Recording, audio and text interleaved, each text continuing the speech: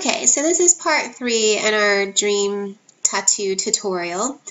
And so I've actually gone ahead and sort of cleaned up my picture a little bit using a lot of the tools that I showed you earlier. So just to show you, it took some time. It didn't take me like 5 minutes. It probably took me about 30 or 40 minutes to kind of get this to the way it is now. And just to kind of show you the difference over in the layer palette to my right, if you hide these little eyes, you know, it kind of hides all the things that you've done. So this was our original scan. So as you can see, it was quite dark, and you know, by just playing around with adjustments, I've kind of brightened it up quite a bit and cleaned it up. So I used the saturation tool, the sponge tool in saturation mode to highlight my lips. I selected the fabric, and instead of changing the color, I just kind of brightened the fabric a little bit, brightened my shirt. I didn't show you this, but I used something called the burn tool, which is this little hand right here, and just kind of, and again, all the tools get highlighted in this tool option menu bar up here, and you can select the tone, like mid-tone, shadows, highlights. So that refers to the light and dark parts of your picture, and then you can, control the exposure over here. And I just basically used burn this in just to kind of bring out the neckline a little bit better. I burned in my eye a little bit and lightened my eye color. And then I used the dodge tool to bring out the highlights in my face, and it works the same way. You would just select that. Again, you can sort of change your brush size like we have been, and then select midtones, highlights, shadows. You would want to select highlights, and then you can kind of brighten. See, I did it a little bit. That picture here, I'll do it a little bit on my neck. It's a little dark. And, you might not want to do your exposure all the way to 100%, but just kind of, that's too light. I need to do like 25.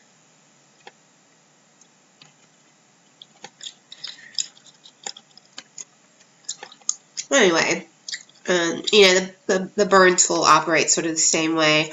I used the clone stamp to kind of get rid of some smudges. You saw me get rid of my freckles and my dark circles. So one last thing I wanted to show you was the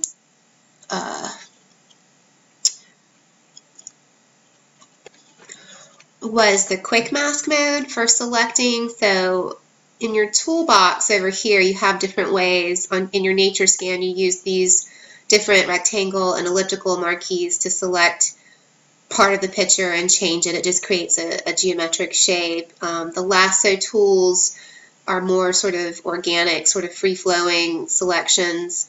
The quick selection tool is pretty nice. It's right here in the magic wand. The quick selection, you just kind of drag, and I'll show you. You just select it and kind of drag over an area that you want. And a lot of people like that. It just, it has to be kind of a very different color compared to the rest of the picture, or different contrast to really select it.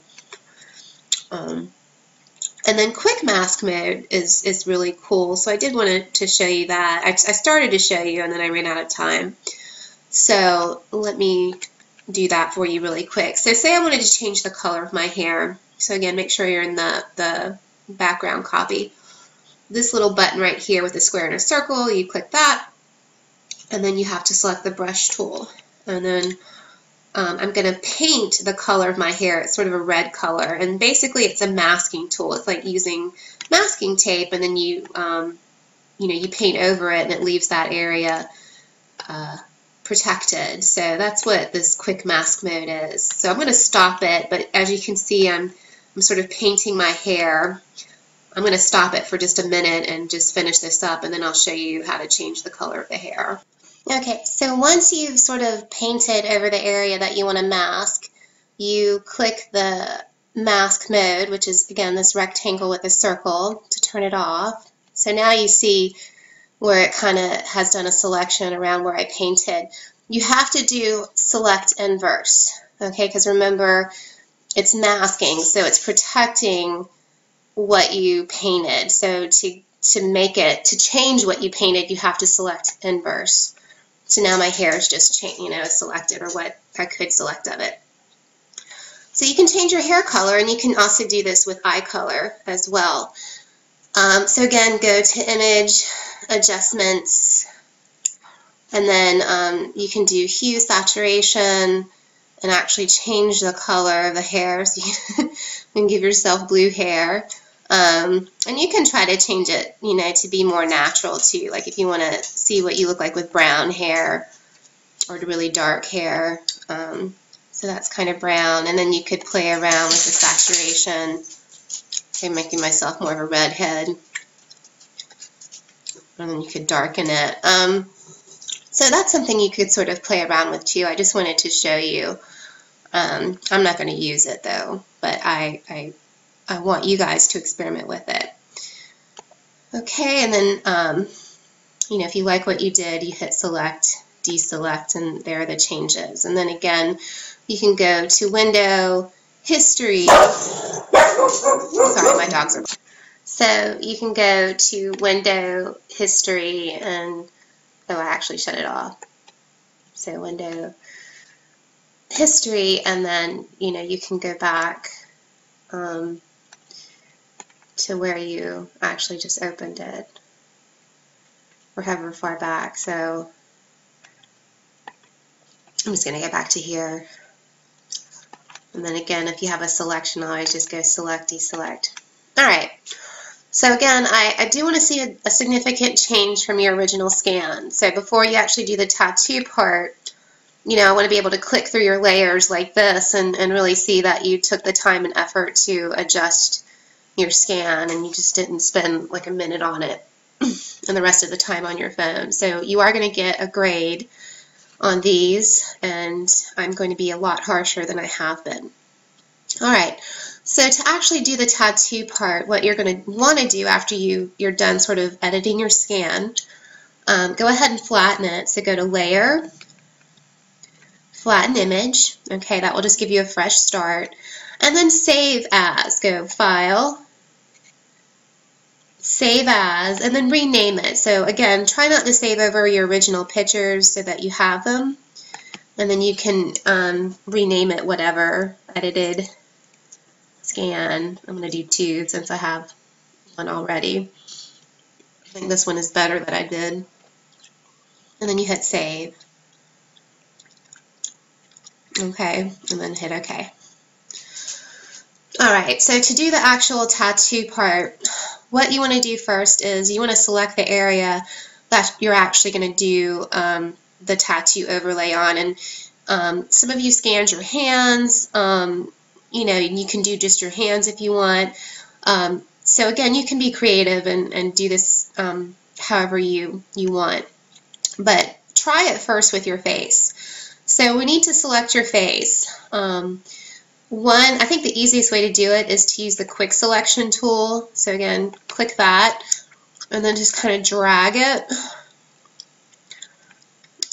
on the area that you want to select. If you select too much, like I did here, you go up to the tool option bar and there's a plus and minus brush, and so the minus can help you kind of push your selection into where you want to select it more. And again, this takes a little bit of effort, so I'm going to stop and get it just right. And then I'll start back. Okay, so I fixed my neck a little bit. If you want to, might push it in here a little bit. If you want to add to the selection, if you didn't grab enough, you hit the plus, and then you can sort of push it out. Okay, that's a little too much. Anyway, I'm going to leave it. So I might push this out a little bit. So there's your selection. So what you want to do now is go to Layer, New, Via Copy. Okay, so now if you look over here in your layer palette, you have 2 layers. You have a layer of just your selection. Now, another way to refine this even more is to grab your eraser tool. And again, you can always change the size and how it works. And I can just kind of erase, you know, unwanted areas, like if I selected too much. And this is just another way to sort of further make sure your opacity's all the way up. And then you can sort of refine your selection. So I do recommend doing that. So just hide your background layer, and then you can kind of go in here and sort of select and erase parts and kind of smooth things out, so with these edges so they're not quite so jagged. See how I grabbed a little bit of the shirt, so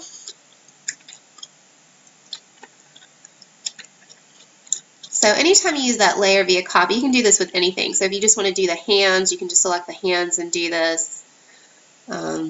And then because it's its own layer, I can easily go around with the eraser tool and kind of refine it.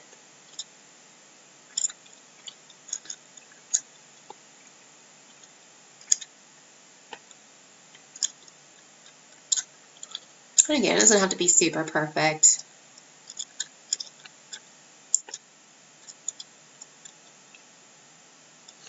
There.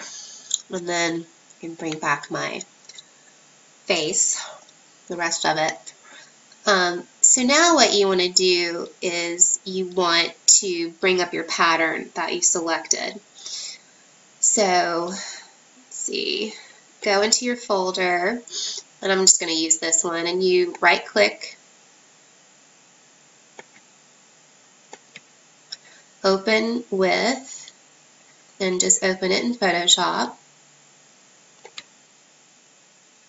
Okay, now to see both at the same time, you're going to have to go to, I think it's View. I can't remember. Let me look.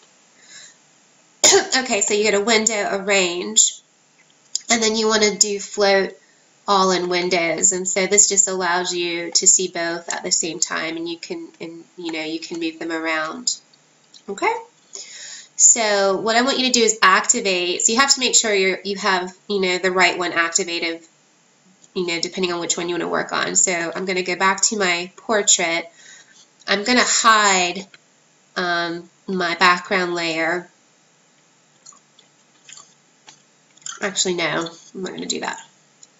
Okay, so actually I'm not going to hide that layer. I'm going to leave all the eyes visible. So actually I'm going to create another layer. So you're going to take your pattern, okay, and you're going to select your Move tool, which is at the very top of the toolbar. So click it, and you're just going to click and drag that image over and release. So you've done this before, remember, with the wanted poster. And so now you have 3 layers. You have your background layer, you have your skin layer, and then your pattern. And then you can just close this out because you don't need it anymore.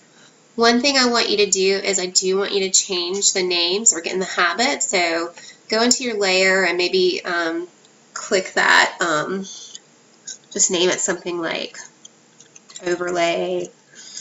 And then let's change this to Pattern. And again, it just helps you keep track because, once you get into Photoshop a little bit more, you're going to have more layers. So make sure you're in the pattern layer. Okay, so always just double check which layer you're in, make sure it's highlighted, and we're going to make the layer really, we're going to make the pattern large. I know right now it looks really small. And you've done this before. You're going to go to Edit, Transform, and Scale. Okay, and then you're just going to tug on that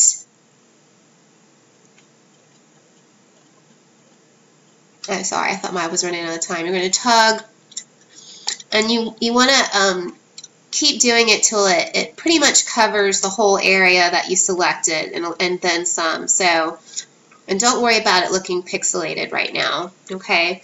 And then when you've done that, hit Enter, okay? And so you can see it's not so pixelated. And I'm going to show you how to actually do the overlay in part 4 because I'm getting ready to run out of time. So, but right now you should have 3 layers. You should have your background layer, you should have your overlay, so again, your pattern, your overlay, and your background. Okay, and then I'm going to show you how to sort of